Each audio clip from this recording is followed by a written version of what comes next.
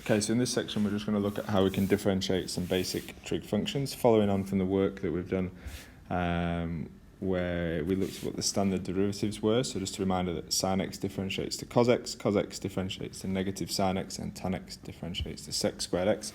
We're just going to look at some applications of this, so worked examples when it's not just a single x on its own. So for example, we're going to start off with differentiating sine of 5x. And we're going to do this the long way around first, and you'll start to notice some patterns that will help you out and speed this process up. But to begin with, because this isn't a single x, we've got 5 lots of x here, we're going to use the chain rule. And for this, we're going to let u equal 5x, which means if we were to differentiate u and find u on dx, we would end up with 5. That means that y is now equal to sine u, and if we were to differentiate that with respect to u, sine u differentiates to cos u. Now, bringing all that together for the chain rule, so reminder for the chain rule is dy on dx is equal to dy on du times by du on dx.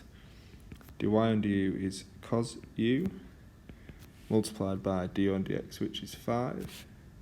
Simplify that, it's easy to write the 5 out the front, so we get 5 cos u, and then we replace the u, so we end up with 5 cos 5x is our derivative. Now, moving onwards here, we want to differentiate, this is an interesting one, differentiate sine x with in degrees. Now, back to when we looked at trig originally, we discussed the fact that you can only differentiate a trig function if the angle included in that function is in radians. Now, this is in degrees, which means to get around this, what we need to do is we need to convert x degrees into radians. So a quick reminder and some background around this, that 1 degree is equal to pi on 180 radians. So therefore, x degrees is equal to x times pi on 180, which is just pi x on 180 radians. So therefore, what we can do now is we can say that y is equal to sine of pi x on 180. So that's just rewriting the function in radians rather than degrees. Now we can differentiate this, so dy on dx. Using the same idea as before. So recapping on this, you may have seen the shortcut here is actually, if we differentiate the function here, so within the trig function, so the derivative of 5x is 5, and we simply multiply through by that value. We can apply the same idea here.